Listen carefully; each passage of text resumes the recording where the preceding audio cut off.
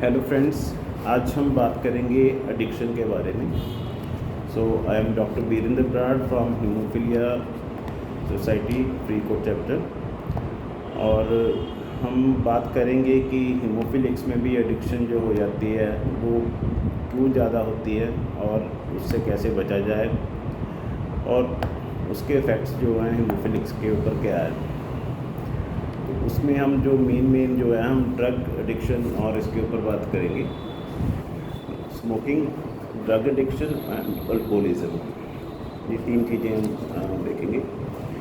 तो स्मोकिंग में अगर हम देखें कि स्मोकिंग में क्या होता है, सबसे पहले हम ये समझें कि एडिक्शन क्या होती है। एडिक्शन की जो डेफिनेशन है वो है कि addiction is an inability to stop using a substance even though it is causing you physical and psychological trauma. तो उसमें क्या मतलब कि आपको फिज़िकल भी, शरीर के ऊपर भी आपको ट्रॉमा या हार्म कह लें कि आपके शरीर के ऊपर भी हार्म आपको दे रही है और आपके दिमाग के ऊपर भी वो असर कर रही है। और उस चीज़ को हम यूज़ करते रहते हैं बावजूद इसके कि हमें पता है कि ये हमें नुकसान दे रही है, उसके बावजूद हम उसको यूज़ करते रहते हैं। तो उसमें हम सबसे पहले एडिक्शन में सबसे पहले हम देखेंगे कि स्मोकिंग में क्या होता है। स्मोकिंग में जो चीज़ हमें एडिक्शन क्यों होती है, जब भी हम कोई ऐसी चीज़ लेते हैं, टॉक्सिक कोई लेते हैं इंटॉक्सिकेंट, वो क्या एक हमें हाई देती है। हाई मीन्स आपको किक मारती है। तो जब स्मोकिंग कोई करता है, स्मोकिंग में निकोटीन होती है। तो जब निकोटीन आपके अंदर जाती है बॉडी में, तो वो आपके बॉडी के अंदर एक एड्रेनलिन पदार्थ होता है, वो रिलीज़ करती है। वो एड्रेनलिन पदार्थ ऐसा ही होता है जब आप कोई हाई स्पीड बाइक के ऊपर जा रहे हैं, जहाँ कोई झूले के ऊपर झूल रहे हैं, जो डोल होती है ना वो मेले में जाने वाली, तो उसके ऊपर जब जाते हैं तो वो हमें एक जब रिलीज़ होती है वो हमें बॉडी को एक गुड फीलिंग देती है और हमें मीन्स यूफोरिक इफ़ेक्ट भी देती है कि हमें खुशी का एहसास होता है। यूफोरिक का मतलब हमें खुशी का एहसास होता है। तो सिगरेट में क्या है कि सिगरेट में जब कोई स्मोकिंग करता है तो उसको जो एड्रेनलिन, उसने जो निकोटीन आज ली है फर्स्ट टाइम, तो जो एड्रेनलिन उस टाइम रिलीज़ हुई वो नेक्स्ट टाइम उससे ज़्यादा एड्रेनलिन रिलीज़ होगी, तब उसको वो हाई मिलेगी। और जो लोग स्मोकिंग करते हैं उनको वो याद करके देखें कि जो उनको मज़ा फर्स्ट कश में आया था जब उन्होंने फ़र्स्ट टाइम सिगरेट पी थी, वो उसके बाद ज़िंदगी में कभी नहीं आता। क्योंकि जब आपने एक बार सिगरेट पी ली तो वो निकोटीन का आपके ब्रेन के अंदर एक लेवल बन जाता है, और जब उससे ज़्यादा आप सिगरेट पियोगे फिर वो आपको किक मारेगी। नहीं तो आप नॉर्मल होने के लिए ही फिर सेकेंड टाइम सिगरेट पीते हैं। तो सबसे बड़ा साइड इफ़ेक्ट इसका यही है सिगरेट का कि इसको जब कोई स्टार्ट कर लेता है और उसके बाद वो आदत छूटती नहीं है, छूटती है तो बहुत मुश्किल से छूटती है। डी एडिक्शन का मतलब ही ये है कि आपने उसको छोड़ना कैसे। तो सबसे पहले एक कहावत है कि prevention is better than cure, कि सबसे पहले तो आप परहेज करें, ऐसी किसी चीज़ को ट्राई ही मत करें। और अगर ट्राई होगी है तो प्रोफेशनल्स होते हैं जो उनकी हेल्प लेके आप कोई भी लत छोड़ सकते हैं। तो सिगरेट का तो बस यही समझिए कि एक बार सिगरेट पी ली, दूसरी बार 2 सिगरेट पिएंगे, फिर 4 पिएंगे, फिर वो चेन स्मोकर बन जाते हैं और पूरा दिन चेन स्मोकिंग करते हैं। और उसका आपकी फैमिली लाइफ के ऊपर और आपके कारोबार के ऊपर, हर चीज़ के ऊपर इफ़ेक्ट पड़ता है। इनफैक्ट वी आर लकी कि हमारे पंजाब में इतनी सिगरेट्स नहीं पीते लोग, लेकिन फिर भी काफ़ी लोग पीते हैं। तो इसको अगर हम छोड़ना चाहें तो उसके लिए आजकल कुछ मेडिसिन्स आ गई हैं। तो जैसे निकोरेट वगैरह, वो चिंगम होती है, वो चिंगम को आपने मुंह में रखना है। उसमें भी होती तो निकोटीन है, लेकिन वो कंट्रोल्ड रिलीज़ के साथ उसको आप धीरे धीरे छोड़ सकते हैं और प्रोफेशनल की हेल्प लें। आजकल तो वो जो सिविल हॉस्पिटल है, आप वहाँ पे चले जाएं और वो आपको चिंगम फ्री में मिल जाती है। तो स्मोकिंग को आप छोड़ सकते हैं। Second thing, alcoholism. तो अल्कोहलिज्म में तो ये है कि अगर तो आप क्या कहते हैं कि जिम्मेवारी के साथ पिए, सोशल गैदरिंग है या और है तो ठीक है। तो अगर कोई दिन रात पीने लग जाए और उसे पता है कि हाँ इससे मेरे को नुकसान हो रहा है, तो उसको हम अल्कोहल एडिक्ट कह देते हैं। इंस्पाइट वो दिन रात ही बंदा पीने लग जाता है और इवन वो कहता भी रहता है कि हाँ मैंने छोड़ देनी है, मैंने दारू पीना छोड़ देना है, लेकिन वो छोड़ नहीं पाता। तो उसको हम अल्कोहल एडिक्ट या अल्कोहलिज्म उसको बोल देते हैं। और अल्कोहलिज्म में यही है मेन कि सबसे पहले तो जो लोग अल्कोहल लेते हैं वो अपनी बॉडी का रेगुलर चेकअप करवाएं, ठीक है, और इसको ओकेजनली लें और इवन ट्राई करें कि आप ना पिएं। इसके छोड़ने के लिए भी आजकल मेडिसिन आ गई हैं, तो वो डॉक्टर की हेल्प से फिर ही आपने वो स्टार्ट करनी है। तो ड्रिंक रिस्पॉन्सिबली, आजकल तो वो बॉटल के ऊपर भी लिखा होता है ड्रिंक रिस्पॉन्सिबली, ओके।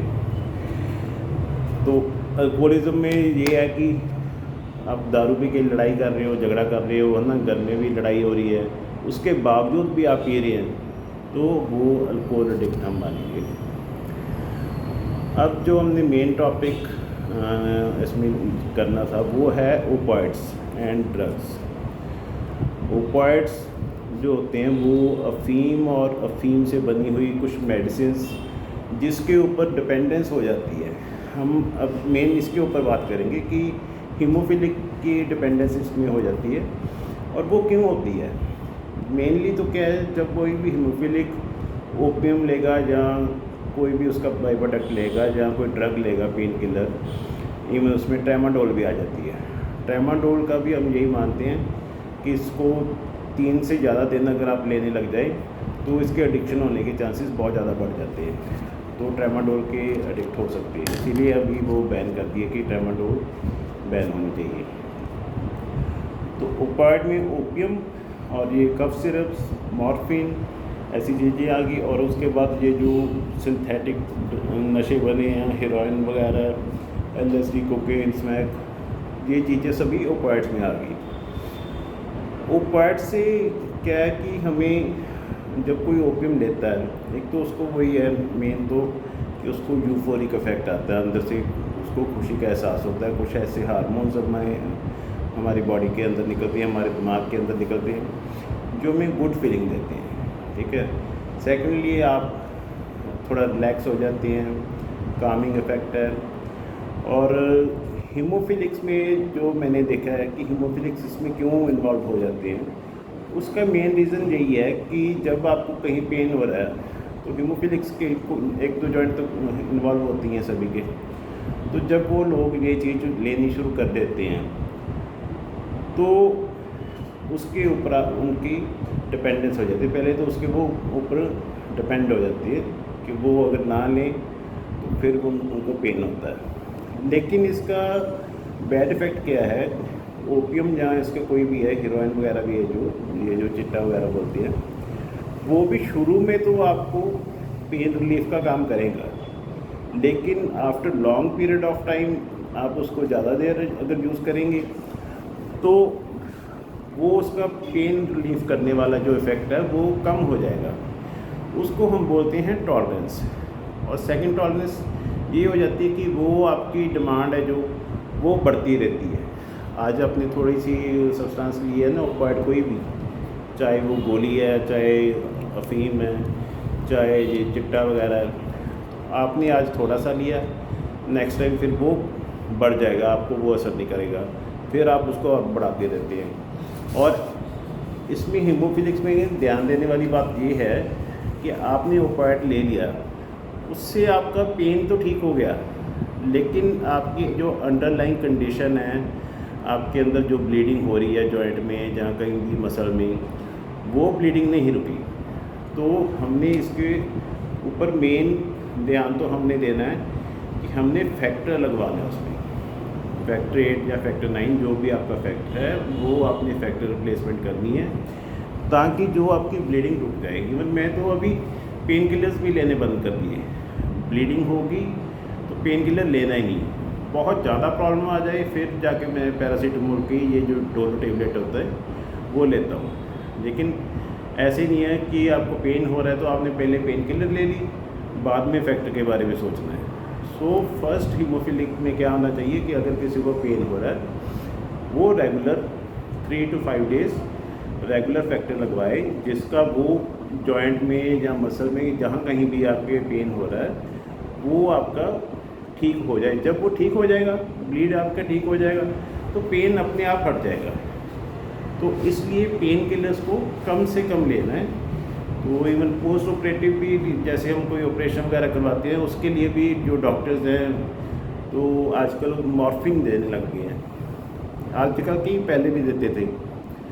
तो वो मॉर्फिन भी वो बहुत कंट्रोल्ड वे में देते हैं। तो वो इन्फ्यूज़न पंप होता है, उसमें वो डाल के पूरी डोज मिल के कि इतनी इतनी इसको देनी चाहिए बॉडी वेट के हिसाब से, और वो मैक्सिमम 3 डेज़ देते हैं या 4 days, at the least 5 days. 5 दिन के ऊपर मॉर्फिन वो नहीं देती आपका ऑपरेट होने के बाद। 3 डेज़ के बाद वो उतार देती है। तो उसका भी यही होता है कि उन्होंने उसको टेपर करके बंद कर देना है, नहीं तो हमारी बॉडी उसके ऊपर हमारी लत लग जाएगी, जिसको हम बोलते हैं कि आपकी लत लगी। और जो ये ओपाइड्स हम खाते हैं इसमें भी यही होता है, इसमें वो लत लग जाती है और तलब, जिसको हम बोलते हैं, हिंदी का वर्ड है तलब आ जाता है, उसको इंग्लिश में बोलते हैं क्रेविंग, कि आपको बार बार वही चीज़ करने को दिल करेगा। अगर आपने 5-7 दिन अफीम खा ली तो 6वें दिन आपको अगर अफीम नहीं खाओगे तो आपको वासियाँ आएंगी, यॉर्निंग आएगी, तो आपको अनईजीनेस होगी। क्यों? अगर तो अफीम खाई है फिर तो आप मस्त बैठे हैं आराम से अगर नहीं खाई तो फिर वो घबराहट होती है।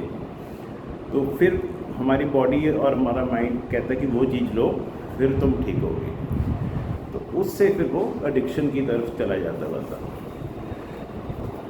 तो ऐसे ही वो जो चिट्टा, तो चिट्टा भी मैंने तो कभी देखा नहीं है, तो लेकिन जो लोग यूज़ करते हैं वो यही कहते हैं कि इसके ऊपर उन्होंने कोई जादू टोना करके दिया होता है। लेकिन उसका यही है कि उसकी अफिनिटी इतनी है मॉर्फिन रिसेप्टर्स के ऊपर कि वो अगर आप एक बार ट्राई कर लो तो आप उसको सेकंड टाइम करोगे ही करोगे, नेक्स्ट डे या सेम डे आप उसको छोड़ोगे नहीं।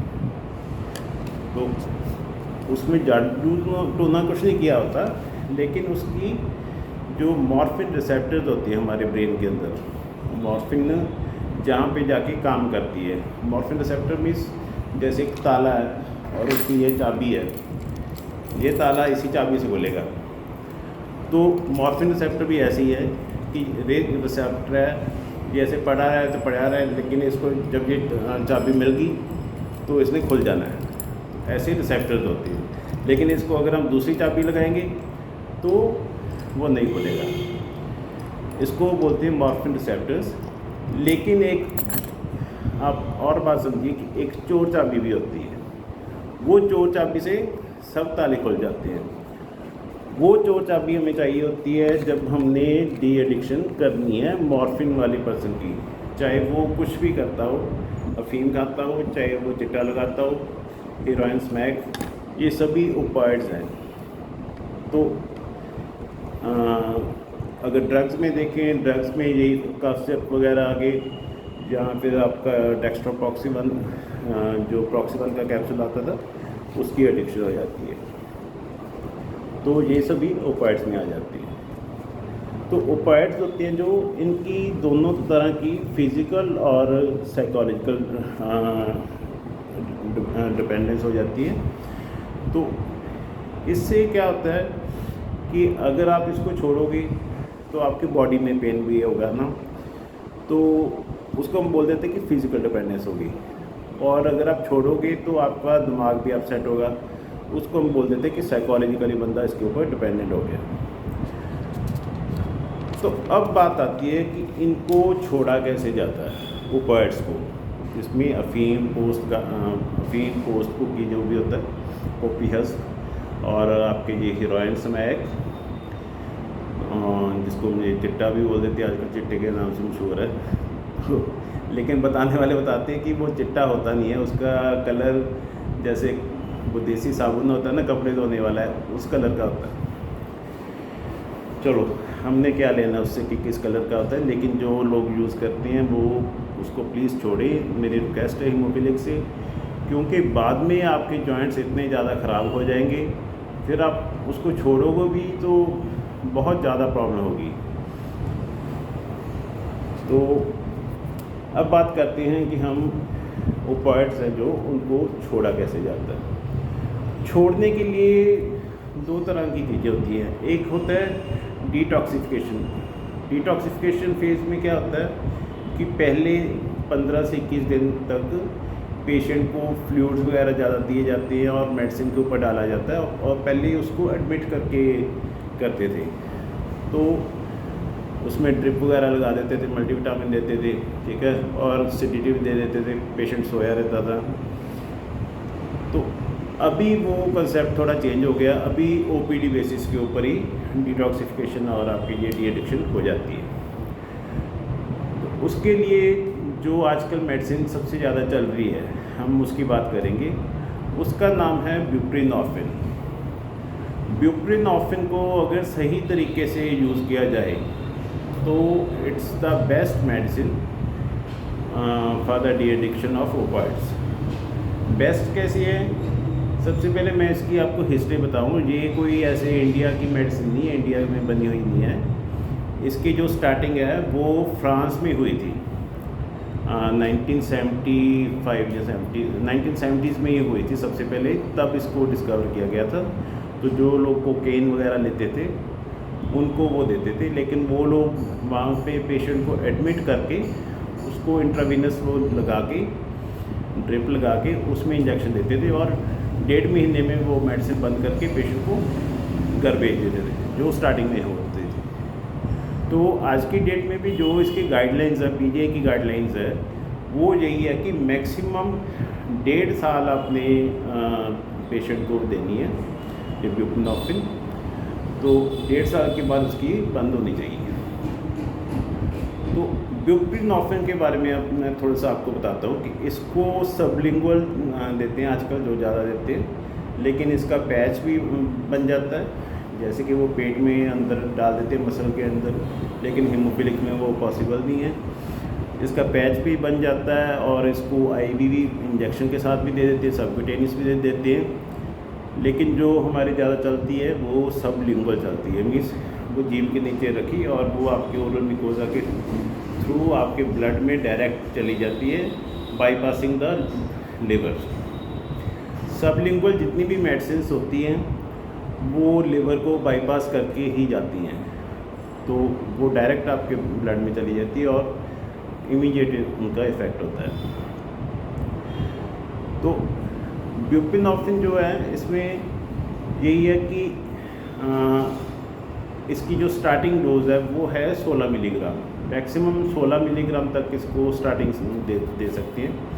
जैसे 2 मिलीग्राम की इसकी टेबलेट आती है, तो वो कोई ज़्यादा नशा करता है तो उसको 8 गोलियाँ से स्टार्ट हो जाती है, 8 से फिर वो उसको 6 कर देते हैं, 4 कर देते हैं। तो ऐसे टेपर करते करते वो उसको 21 डेज़ में वो एक टेबलेट के ऊपर ले आते हैं, जैसे 2 mg की 1 टेबलेट।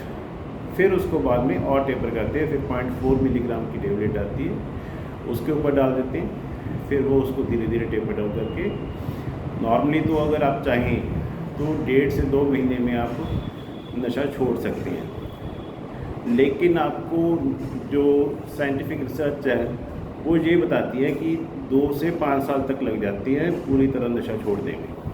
उसमें क्या है कि जो आपकी बॉडी को नुकसान कर दिया है नशे ने, वो भी रिकवर होना है। फिर आपको नशे से नफ़रत भी तभी पड़ेगी जब आप पूरा नशे को छोड़ देंगे और मेडिसिन आप लेते रहेंगे रेगुलर। इसमें मैक्सिमम पेशेंट्स तो छोड़ देते हैं, मीन्स 100 में से 95 पेशेंट्स छोड़ देते हैं। सबसे पहले आपकी इम्पॉर्टेंट होती है आपकी विल पावर, आप खुद चाहते हैं नशा छोड़ना या नहीं, सबसे इम्पॉर्टेंट वो होता है। अगर आप खुद चाहते हैं तो आप नशा छोड़ सकते हैं। तो कुछ पेशेंट्स जो चीटिंग करते हैं वो क्या करते हैं, थोड़े दिन मेडिसिन खा ली, फिर उसके बाद नशा शुरू कर दिया दोबारा से, और जब पैसे ख़त्म हो गए फिर मेडिसिन के ऊपर स्विच करके फिर छोड़ दी मेडिसिन, फिर नशा कर लिया। तो वो लोग अपने आप को भी धोखा दे रहे होते हैं, अपने परिवार को भी धोखा दे रहे होते हैं, और वो कभी नशा छोड़ नहीं सकते। तो चलो हम 95% जो छोड़ सकते हैं उनके बारे में बात करेंगे। जो 5% नहीं छोड़ना चाहते, डॉक्टर को भी चीट करते हैं, खुद को भी चीट करते हैं, उनके बारे में हम कुछ नहीं कर सकते। तो आई होप कि जितने लोग सुन रहे हैं वो 95% में से होंगे। अच्छा, फिर इसके बाद ब्यूप्रीनॉर्फिन तो उन्होंने दे दी। इसके साथ क्या होता है कि वो फिर कुछ नर्व टॉनिक्स आपको देती हैं। जैसे आती है सबसे पहले प्रेगाबैलिन। प्रेगाबैलिन एक नर्व टॉनिक है जिससे नशा छोड़ने के बाद आपके क्रैम्प्स आते हैं, टांगों में दर्द होता है ना। तो जो नशा करते हो कहते होती है सरसराहट होती है, वो सरसराहट हटाने के लिए वो प्रेगाबैलिन आती है। उसकी वो 150 मिलीग्राम या 25 मिलीग्राम से शुरू हो जाती है प्रेगाबैलिन, सबसे कम 25, 50, 75, 150। तो वो प्रेगाबैलिन की टेबलेट उनको देती है। वो एक नर्व टॉनिक है, वो ज़रूर लेना चाहिए। और साथ में अगर किसी को ये मेडिसिन लेने के बावजूद भी नींद की प्रॉब्लम आती है तो उसके लिए वो नींद की दवाई दे देते हैं, और मल्टीविटामिन से इसमें देते हैं। और बेस्ट है कि आप इसमें कोई सप्लीमेंट्स वगैरह शुरू कर लें।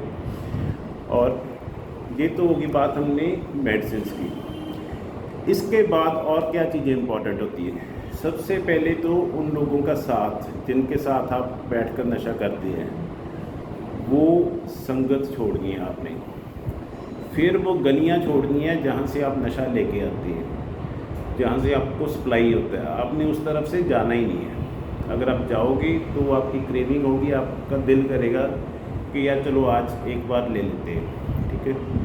वो गलियां छोड़नी है। और हो सके तो आप शहर भी चेंज कर सकते हैं, जहाँ आपने कोई मासी बुआ चाची किसी रिलेटिव के पास, है ना, उनके पास जा सकते हैं।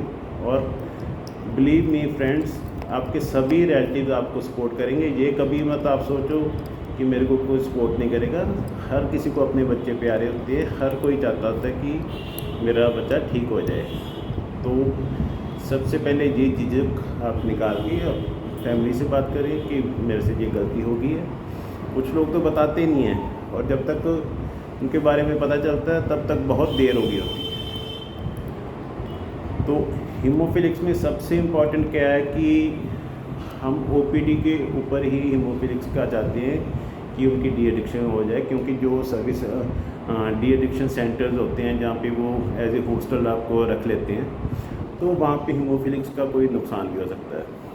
तो समझने वाले समझ जाएंगे कि क्या नुकसान हो जाता है। तो मैं उनके बारे में नहीं ज़्यादा बोलूँगा ऑनलाइन। अच्छा, फिर सबसे पहले तो आपने वो संगत और आपके फ्रेंड्स हैं उनको छोड़ना है। फिर वो रास्ते छोड़नी है, वो सिटी भी आप छोड़ सकती हैं, चेंज कर सकते हैं। चलो नहीं होता तो कम से कम आप फ्रेंड्स का साथ छोड़ दें जो नशा करते हैं, और इवन उनको भी इनकरेज करें कि वो नशा ना करें। उसके बाद आपने क्या करना है कि कोई एक्टिविटी एंगेज करनी है। इवन आप पाठ पूजा भी कर सकती है, उसके साथ आप जिम करें। जिम करने से क्या होता है, आपकी बॉडी के अंदर एंडोर्फिन्स एक हार्मोन होता है, वो भी आपको खुशी का एहसास देता है। तो जिम नहीं कर सकते, साइकिलिंग कर लें। साइकिलिंग नहीं कर सकते, स्विमिंग कर लें। तो दूसरा क्या है, जो इंटॉक्सिकेंट, हम इसको इंटॉक्सिकेंट ही बोलेंगे, जो आपके शरीर के अंदर जहर चला गया, जहर ही है ये। वो जहर जब आप कोई ऐसी फिज़िकल एक्टिविटी करेंगे तो उससे आपको पसीना आएगा, तो वो भी आपकी बॉडी से वो जहर बाहर निकलने में उसकी मदद होगी हमारी बॉडी को, और वो आप जल्दी हेल्दी हो जाएंगे उससे। तो कोई भी आप एक्टिविटी ऐसी स्टार्ट कर सकते हैं तो जिससे फिज़िकल एक्टिविटी, जहाँ कोई स्पोर्ट्स भी कर सकते हैं, बैडमिंटन, टेबल टेनिस, जो सेफ़ है हीमोफिलिक्स के लिए।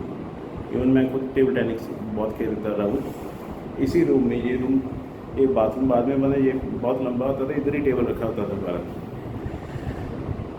तो ऐसी फ़िज़िकल एक्टिविटीज़, और इवन अगर आप चल फिर नहीं सकते तो कोई और गेम जैसे चेस वगैरह है, तो कुछ भी खेल लो, ठीक है। तो अपना माइंड को आपने दूसरी तरफ लगाना है। और अगर कोई आपको ये है तो आपने डॉक्टर की सपोर्ट जरूर लेनी है। डॉक्टर्स इसमें दो तरह का रोल प्ले करते हैं। एक तो इसमें साइकेट्रिक डॉक्टर होता है, psychiatric doctor plus clinical psychologist, दोनों डॉक्टर्स का रोल इम्पॉर्टेंट है, ठीक है। अगर नहीं मिलते तो आप ओनली साइकेट्रिक के साथ अपना ट्रीटमेंट शुरू कर सकते हैं। लेकिन एक क्लिनिकल साइकोलॉजिस्ट, आजकल जो बड़े बड़े शहर हैं वहाँ पे क्लिनिकल साइकोलॉजिस्ट की टीम भी होती है। मीन्स 2-3 क्लिनिकल साइकोलॉजिस्ट होते हैं, वो आपसे बातें करती है, आपके साथ मीन्स मीटिंग करती हैं, और फिर वो देखते हैं कि आपको किस चीज़ में प्रॉब्लम आ रही है, ठीक है। तो सबसे मेन इम्पॉर्टेंट है कि आपने किसी की सलाह लेके फिर ही मेडिसिन शुरू करनी है। अपने आप मैंने बता दिया आपको 16 मिलीग्राम लेके आपने स्टार्ट नहीं कर देनी। वैसे तो ये मेडिसिन मिलेगी भी नहीं आपको, ये साइकेट्रिस्ट के पास से ही मिलेगी। तो जहाँ सिविल हॉस्पिटल में भी मिलती है, वहाँ भी साइकेट्रिस्ट आपको चेक करके फिर ही देगा, क्योंकि इसका रिकॉर्ड मेंटेन करना पड़ता है और डॉक्टर उसका पूरा रिकॉर्ड मेंटेन करते हैं। इसको इतनी टेबलेट्स दे दी, ये है वो है, फलाना पेशेंट का। It's not over the counter drug. तो ये सिर्फ स्पेशलाइज जो सेंटर्स हैं, डी एडिक्शन सेंटर, वहीं से ये मेडिसिन मिलती है। तो डॉक्टर की सलाह लेके फिर आपने लेनी है मेरी मेडिसिन। अब ये मत सोचना कि मैं भी डॉक्टर हूँ, मैं डॉक्टर हूँ लेकिन मैं आपको 24 घंटे आपके लिए अवेलेबल नहीं हूँ। आपके शहर का जो भी साइकेट्रिस्ट है उससे बात करो। मेरा मकसद सिर्फ आपको मोटिवेट करना है कि भाई ऐसे आप छोड़ सकते हो। तो I think that's all. Last में वही, if you like my video please hit the like button और सब्सक्राइब माई चैनल। और ऐसी वीडियोज़ अगर आपने और देखनी है तो चैनल को ज़्यादा से ज़्यादा बढ़ाएं, और जितना हम बढ़ाएंगे उतना और लोगों को भी इसकी हेल्प होगी और हम उनको इस हेल्प कर सकेंगे। और स्पेशली हमारा मकसद होता है कि हीमोफिलिक्स को हमने कैसे करना है। अच्छा, एक इसमें और भी होती है मेडिसिन, नो डिक्ट का आपने बहुत ध्यान से, इवन डॉक्टर से भी जब देनी है उसने सिर्फ एक उसमें मेन ध्यान यही रखना होता है कि नो डिक्ट अगर कोई लेता है उसने 48 to 72 आवर्स तक पहले कोई नशा नहीं किया होना चाहिए। वो मेडिसिन अब डॉक्टर आपको पहले ये बुप्रेनोफ्रिन वगैरह देके उसके बाद वो शुरू कर सकती है नो डिक्ट। वो नो डिक्ट से क्या हो जाता है, उसमें क्रेविंग ख़त्म हो जाती है।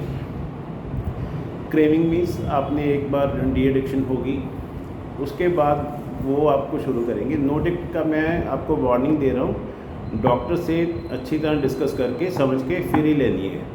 क्योंकि अगर आपने कोई बीच में नशा किया हुआ है उसके ऊपर से नो डिक्ट ले ली तो वो एक क्लिनिकल एमरजेंसी सिचुएशन हो जाती है। उससे आपकी बॉडी में बहुत ज़्यादा पेन होगा और कोई मिसहैपनिंग भी हो सकती है।